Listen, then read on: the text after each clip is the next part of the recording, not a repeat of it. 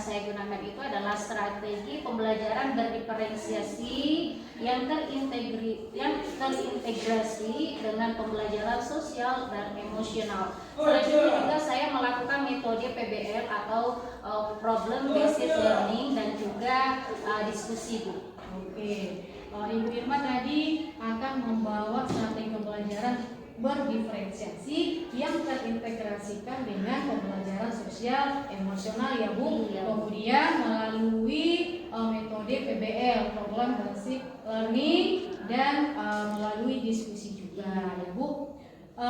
Kemudian media apa yang akan Ibu bawakan nanti pada saat proses pembelajaran tersebut? Ya, media yang saya gunakan nanti pada saat proses pembelajaran itu ada 3 ya Bu. Yang pertama itu teks ceramahnya, terus yang kedua LKPD-nya, terus yang ketiga itu PPT. Oke Bu, berarti nanti persiapannya sudah bagus ya. Ada media ceramah, ada teks ceramahnya, kemudian ada LKPD-nya, dan ada juga teks PPT atau PowerPoint-nya ya Bu. Iya. Lalu kira-kira kapan ya Bu kita bisa melakukan observasi ini? Insya Allah kita akan mengadakan observasi ini pada tanggal 27 November 2023, tepatnya di hari Senin Bu. Dan itu kita laksanakan di kelas 10-2. Oke Bu, jadi kita nanti akan melakukan observasi pada hari Senin tanggal 27 November di kelas 10-2 jam pertama ya. Nanti setelah selesai melakukan pembelajaran di kelas, kita akan ada lagi melakukan pasca observasi ya Bu. Oke Bu. Sebelum kita akhiri percakapan kita ini Bu Irma, kira-kira apa yang Ibu dapatkan dari percakapan kita ini? Iya Bu. Yang saya dapatkan dari percakapan kita ini sebenarnya sangat banyak menurut saya, tetapi yang paling berkesan itu adalah ternyata dengan adanya pertemuan ini saya lebih siap ya untuk memberikan pembelajaran di kelas, karena saya juga sudah ada perencanaan, sudah ada persiapan yang cukup matang, dan juga saya sudah lebih siap karena sebelumnya kita sudah melakukan tatap muka seperti ini, sehingga nanti saya merasa tidak akan grogi lagi dengan itu gitu Bu. Oke Bu Irma, jadi nanti kita akan lebih siap lagi ya untuk melakukan proses observasi di kelas ya. Demikianlah percakapan yang kita lakukan hari ini ya Bu Irma. Terima kasih ya Bu Irma. Iya, sama-sama. Demikianlah percakapan pra-observasi kami kali ini. Sampai berjumpa kembali di kegiatan observasi berikutnya di hari Senin depan. Assalamualaikum warahmatullahi wabarakatuh. Waalaikumsalam warahmatullahi wabarakatuh. Waalaikumsalam warahmatullahi wabarakatuh.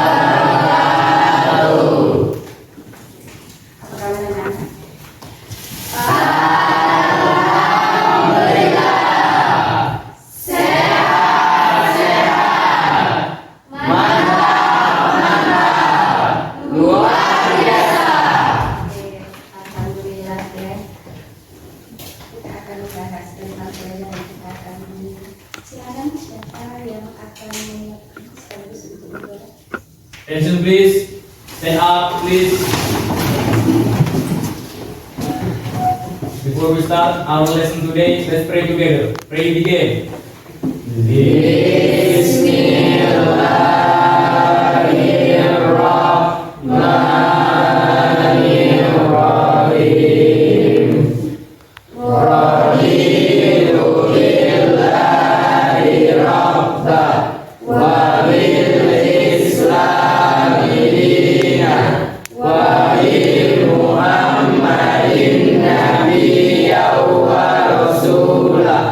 Rabbi zidni ilma wa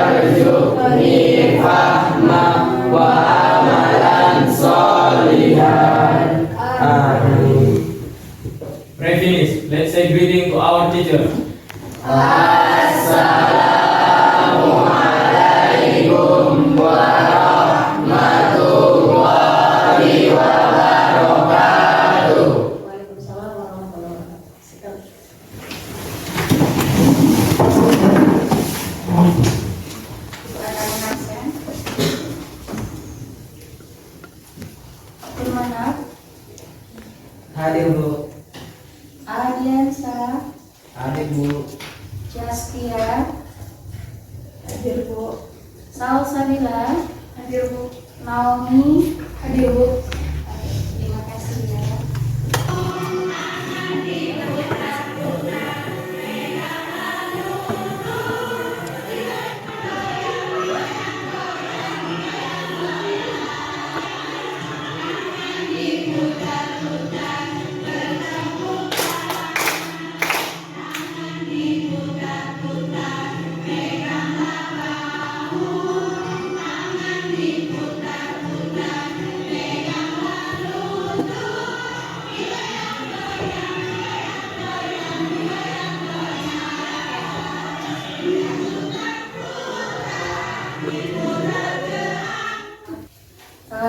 Masih ingat dengan kesepakatan kelas kita? Jadi ya, yang pertama saling menghargai, terus yang kedua tepat waktu, yang ketiga disiplin, yang keempat bertanggung jawab, dan yang kelima adalah menjaga kebersihan. Oke anak-anak, kita akan membahas tentang pembelajaran kita kali ini, yaitu pada KD 3.6, menganalisis isi, struktur, dan kebahasaan teks ceramah. Sementara untuk di bagian keterampilannya adalah mengonstruksi ceramah tentang permasalahan aktual dengan memperhatikan aspek kebahasaan dan menggunakan struktur yang tepat. Jadi dari KD ini kita akan menemukan sebuah tujuan dari pembelajaran kita, yaitu yang pertama menganalisis isi dan struktur sebuah teks ceramah. Kemudian yang kedua adalah menyusun teks ceramah berdasarkan permasalahan yang aktual. Anak-anak saya melihat gambar ini, apa yang terlintas dalam pikiran kalian?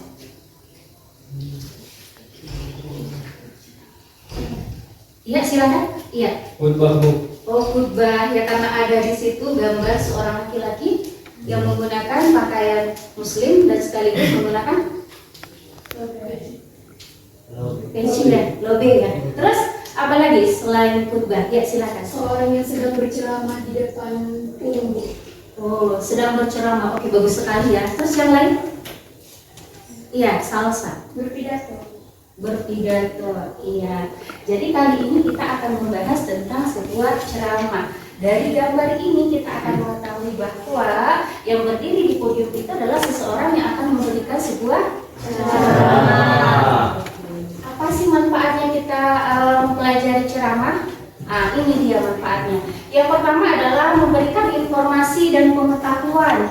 Yang kedua memberikan motivasi dan semangat hidup. Terus yang ketiga, membimbing rohani dan kesehatan mental. Yang keempat, tetap bersilaturahmi. Yang kelima, berbagi dan mengamalkan ilmu. Yang keenam, melatih kemampuan berbicara. Dan yang terakhir adalah menambah relasi. Berarti banyak sekali manfaat dari ceramah.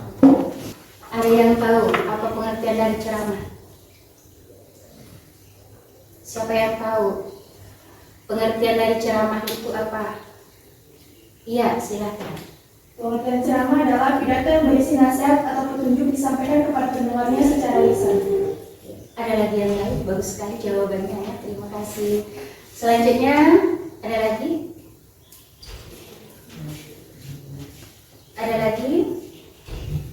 Kita bersama-sama menyaksikan sebuah video ceramah.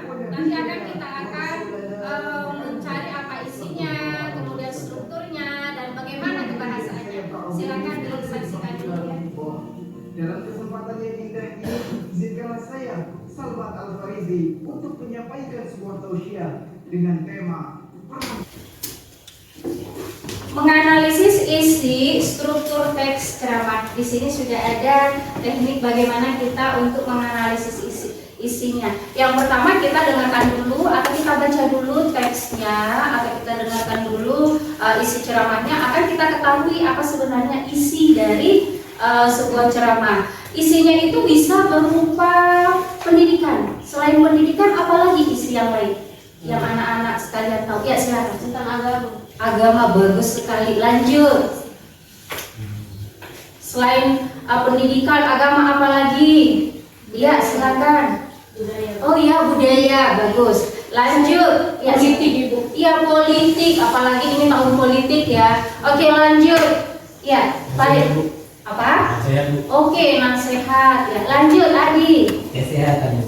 Kesehatan, ya mantap ya. Oke. Ini sih kita akan mengetahui apa sih struktur dari sebuah ceramah ya. Di sini sudah ada struktur teks ceramah. Yang pertama adalah pendahuluan atau disebut juga dengan tesis. Yang kedua adalah isi yang disebut juga dengan rangkaian argumen. Terus yang ketiga adalah penutup yang disebut juga dengan penegasan. Terus bagian yang ketiga adalah tentang kaidah kebahasaan. Yang pertama di dalam kaidah kebahasaan itu ada menggunakan kata ganti pertama, contohnya saya, aku, kemudian kami. Terus ada juga yang kedua menggunakan kata ganti orang kedua, contohnya hadirin, bapak-bapak, ibu-ibu, saudara-saudari, dan juga teman-teman ya. Selanjutnya untuk yang ketiga menggunakan konjungsi sebab dan akibat. Di sini sudah ada contohnya jika, maka, sebab, karena, dengan demikian, dan masih banyak lagi. Konsentrasi ya. Kemudian masih sesuai dengan kesepakatan kelas kita yang tadi, ini harus kita selesaikan. Oke, Ibu akan membagikan NKPD pada setiap kelompok. Silakan dibaca, dianalisis, dan Assalamualaikum warahmatullahi wabarakatuh. Waalaikumsalam warahmatullahi wabarakatuh. Terima kasih kepada teman-teman saya dan Ibu Guru telah memberikan kami mempresentasikan di depan. Kami akan mempresentasikan tentang kesantunan berbahasa. Kepada saudari, silakan. Oke, di sini saya akan membacakan mengenai kesantunan berbahasa. Bapak-bapak dan ibu-ibu yang berbahagia, pemilihan kata-kata oleh masyarakat akhir-akhir ini cenderung semakin menurun. Kesantunannya dibandingkan dengan zaman yang saya dahulu ketika anak-anak. Hal tersebut tampak pada ungkapan-ungkapan pada banyak kalangan dalam menyatakan pendapat dan perasaannya, seperti ketika berdemonstrasi ataupun rapat-rapat umum. Kata-kata mereka kasar atau bertendensi menyerang. Tentu saja, hal ini sangat menggores hati yang menerimanya. Gejala yang sama terlihat pula pada penggunaan bahasa oleh para politis kita. Misalnya, ketika melontarkan kritik terhadap kebijakan pemerintahan, tanggapan-tanggapan mereka terdengar pedas, vulgar, dan beberapa diantaranya cenderung provokatif. Padahal sebelumnya, pada zaman pemerintahan Orde Baru, pemakaian bahasa dibingkai secara santun lewat pemilihan kata yang dihaluskan maknanya, atau eufemistis. Kita pun tentu gelisah sebagai orang tua. Kita sering menyaksikan kebiasaan berbahasa anak-anak dan para remaja kasar dibumbui sebutan-sebutan antar sesama yang sangat miris untuk didengar. Fenomena tersebut menunjukkan adanya penurunan standar moral, agama, dan tata nilai yang berlaku dalam masyarakat itu. Ketidaksantunan terkait pula dengan rendahnya penyayatan masyarakat terhadap kebudayaan, sebab kesantunan berbahasa tidak hanya berkaitan dengan ketepatan dalam pemilikan kata ataupun kalimat. Kesantunan itu berkaitan pula dengan adat pergaulan yang berlaku dalam masyarakat itu. Penyebab utama adalah perkembangan masyarakat yang sudah tidak menghiraukan perubahan nilai-nilai kesantunan dan tata krama dalam suatu masyarakat. Misalnya, kesantunan atau dalam tata krama yang berlaku pada zaman kerajaan yang berbeda dengan yang berlangsung pada masa kemerdekaan dan pada masa kini. Kesantunan juga berkaitan dengan tempat. Nilai-nilai kesantunan di kantor berbeda dengan di pasar, di terminal, dan di rumah. Pergaulan global dan pertukaran informasi juga membawa pengaruh pada pergeseran budaya, khusus berkaitan dengan nilai-nilai kesantunan itu. Fenomena demikian menyebabkan para remaja dan anggota masyarakat lainnya gamang dalam berbahasa. Pada akhirnya, mereka memilih kaidah berbahasa yang mereka anggap bergengsi, tanpa memindahkan kaidah bahasa yang sesungguhnya. Sejalan dengan perubahan waktu dan tantangan global, banyak hambatan dalam upaya pembelajaran tata krama berbahasa. Misalnya, tayangan televisi yang bertolak belakang dengan prinsip tata kehidupan dan tata krama di orang timur. Sementara itu, sekolah juga kurang memperhatikan kesantunan berbahasa dan lebih mengutamakan kualitas otak siswa dalam penguasaan eptek. Selain itu, santunan berbahasa sering pula diabaikan dalam lingkungan keluarga. Padahal, belajar bahasa sebaiknya dilaksanakan setiap hari agar anak dapat mengerti betul bahasa yang digunakannya. Anak belajar tata santun berbahasa mulai di lingkungan keluarga. Nilai-nilai kesantunan berbahasa dalam beragama juga merupakan salah satu kewajiban manusia yang bentuknya berupa perkataan yang lembut dan tidak menyakiti orang lain. Kesantunan dipandukan dengan konsep kaulan kalimah yang berarti ucapan yang lemah lembut, penuh dengan kemuliaan, penghargaan, pengagungan, dan penghormatan kepada orang lain. Berbahasa santun juga sama maknanya dengan kaulah ma'rufah, yang berarti berkata-kata yang sesuai dengan nilai-nilai yang diterima dalam masyarakat penuntut. Oleh karena itu, pendidikan etika berbahasa memiliki peranan yang sangat penting. Pemerolehan pendidikan kesantunan berbahasa sangat diperlukan sebagai salah satu syariat dalam beragama. Dengan kesantunan, dapat tercipta harmonisasi pergaulan dengan lingkungan sekitar. Penanaman kesantunan berbahasa juga sangat berpengaruh positif terhadap kematangan emosi seorang. Semakin indeks kesatuan berbahasa itu dapat ditanamkan, kematangan emosi itu akan semakin baik. Aktivitas berbahasa dan emosi berkaitan erat. Kemarahan, kesenangan, kesedihan, dan sebagai tercermin dalam kesantunan dan ketidaksantunan itu. Berbahasa santun seharusnya sudah menjadi suatu tradisi yang dimiliki oleh setiap orang sejak kecil. Anak perlu dibina dan dibimbing bersantun.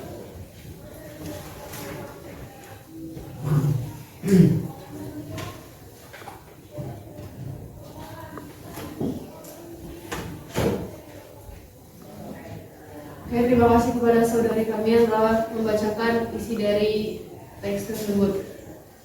Jadi kami akan membuka sesi bertanya kepada pendengar, dipersilakan.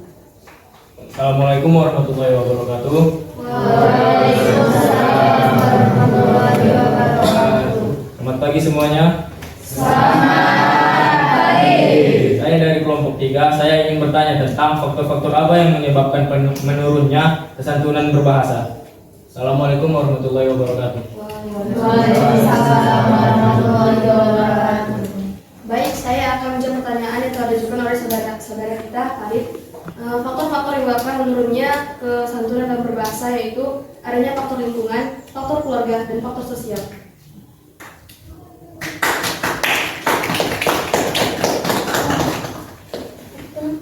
Sekian yang bisa kami sampaikan, kurang lebih kami mohon maaf. Assalamualaikum warahmatullahi wabarakatuh.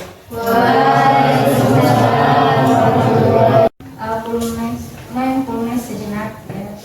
Silakan anak-anak ibu tutup mata.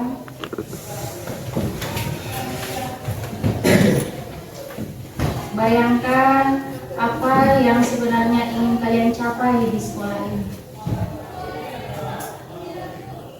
Apa cita-cita kalian setelah keluar dari sekolah ini?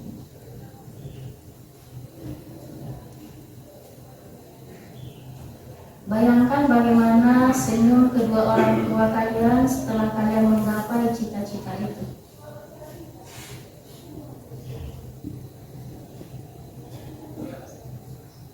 Bagaimana mereka merangkul dan memeluk kalian ketika kalian sudah mencapai titik tertinggi.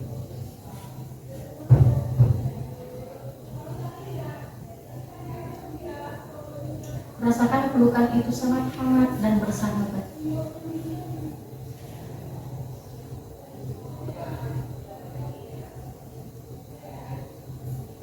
Berikan senyuman termanismu untuk mereka.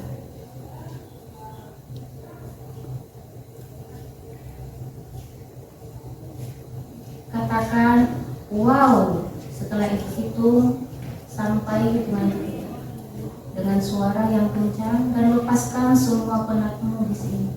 1, 2, 3. Assalamualaikum warahmatullahi wabarakatuh.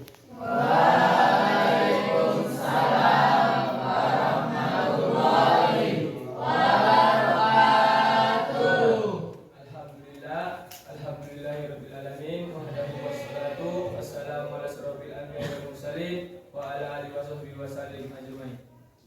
Yang pertama, marilah kita panjatkan atas syukur kita kehadirat Allah Subhanahu wa taala yang dimana telah memberikan kita banyak nikmat, nikmat kesehatan, nikmat kesempatan, masih bisa kita berkumpul di kelas kita yang kita cintai ini.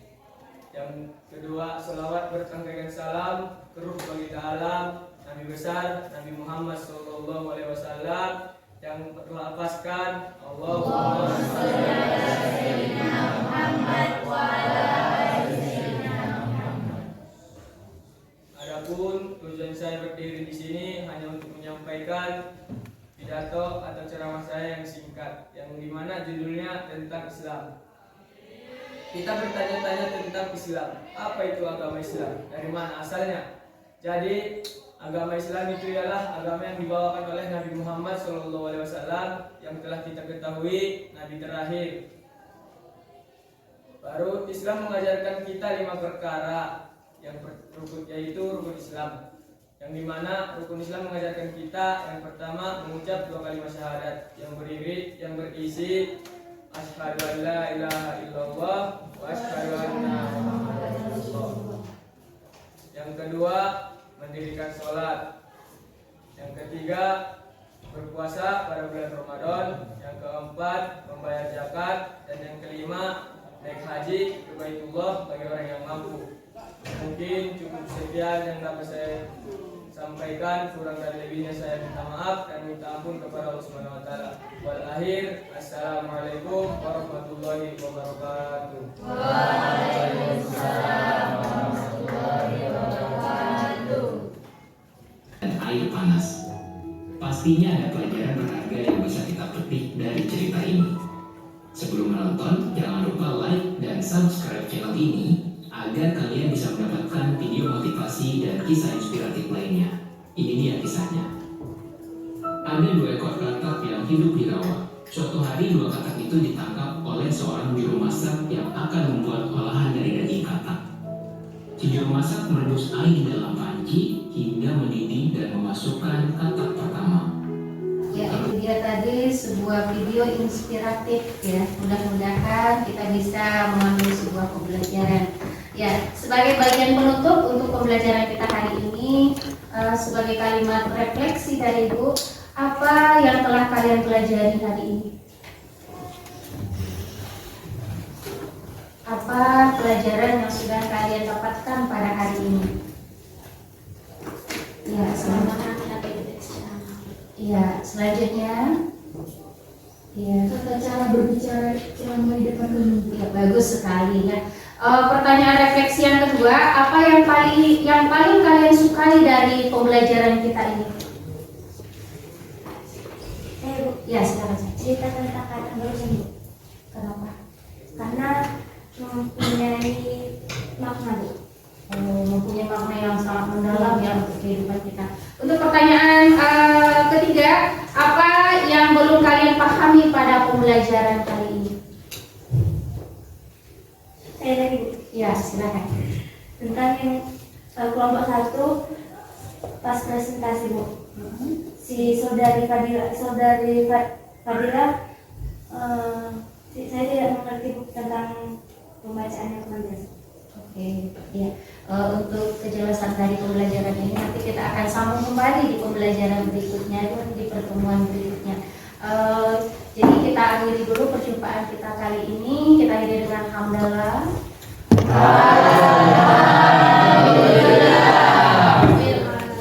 Assalamualaikum warahmatullahi wabarakatuh.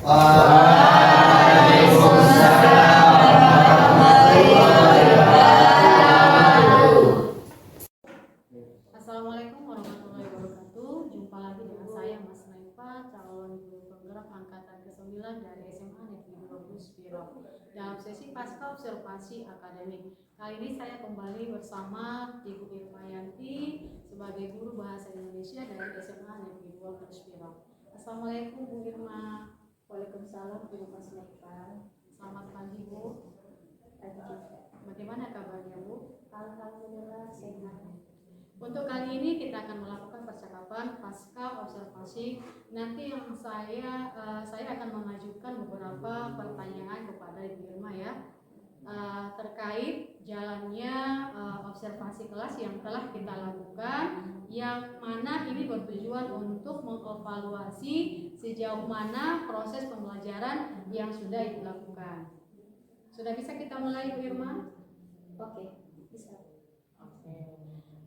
Baik Bu Irma, pertanyaan pertama, bagaimana perasaan Ibu setelah menjalani observasi kelas yang sudah Ibu lakukan? Ya, baik Bu Mas Neka. Perasaan saya tentunya tertantang ya Bu, karena ini memang pembelajaran yang baru dan sebenarnya kita masih awam ya Bu, sehingga hal ini membuat saya semakin tertantang dan semakin semangat untuk belajar kembali Bu. Oke, tadi Bu Irma mengatakan bahwasanya Ibu tertantang dan termotivasi untuk lebih giat belajar lagi ya. Luar biasa ya Bu Irma. Kemudian sudah sejauh mana area pengembangan yang sudah Ibu Irma lakukan? Apakah berjalan dengan baik atau tidak? Untuk pengembangannya Bu Mas Neva, alhamdulillah berjalan dengan lancar. Karena memang sebelum saya melakukan kegiatan ini, saya sudah membuat suatu rancangan pembelajaran. Dan alhamdulillah rancangan yang saya buat bisa saya terapkan sesuai dengan langkah-langkah pembelajaran yang sudah ada. Dan untuk area pengembangannya dari segi pengetahuan dan keterampilannya. Untuk pengembangan dari segi pengetahuan atau sesuai materi, dan untuk area pengembangan keterampilan sesuai dengan materi juga.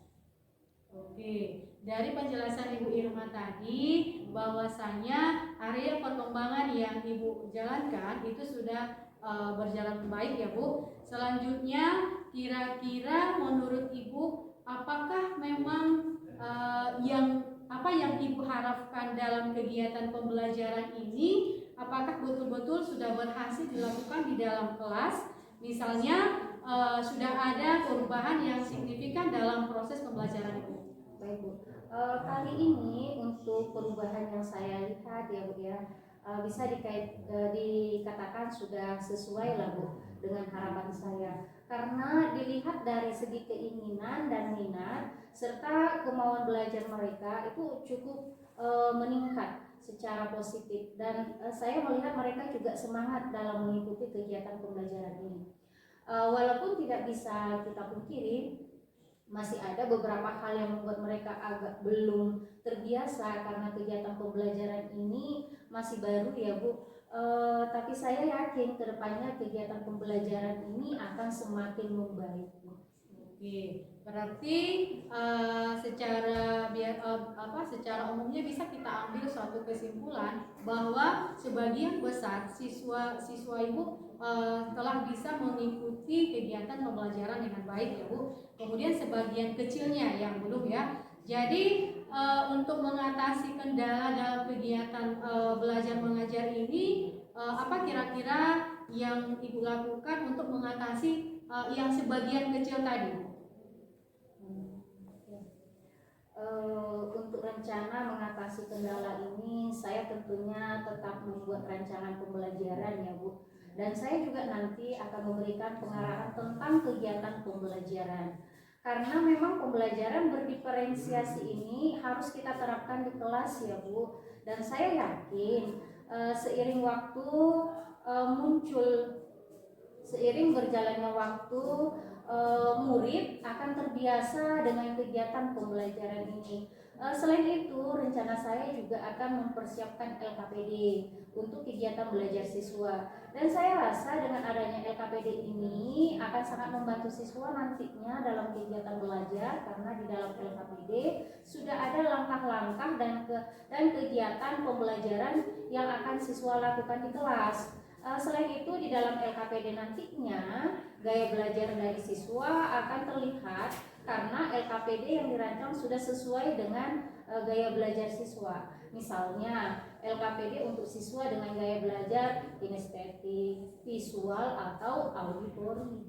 Oke, baik ya Bu. Berarti untuk rencananya adalah pembuatan LKPD yang disesuaikan dengan gaya belajar murid ya. Itu rencana yang baik sekali ya Bu. Mudah-mudahan apa nantinya yang Ibu rencanakan ini bisa terrealisasi dengan baik untuk pembelajaran berikutnya. Oke Bu, itu nanti saya tunggu cerita Ibu tentang penerapan rencana pembelajaran berikutnya ya. Kemudian terkait rencana yang Ibu Irma lakukan, kira-kira kapan rencana ini akan diulang lagi? Iya, terima kasih Bu. Untuk penerapannya ini Bu, saya rasa akan dalam waktu dekat ini sudah bisa diterapkan. Mengingat memang saya sedang on progress ya dalam melakukan pemetaan profil belajar siswa di setiap kelas yang saya masuki. Dan dalam hal ini sebenarnya saya juga melakukan kolaborasi dengan guru BK dan rekan-rekan kerja lainnya untuk melakukan pemetaan gaya belajar siswa baru, gaya belajar siswa.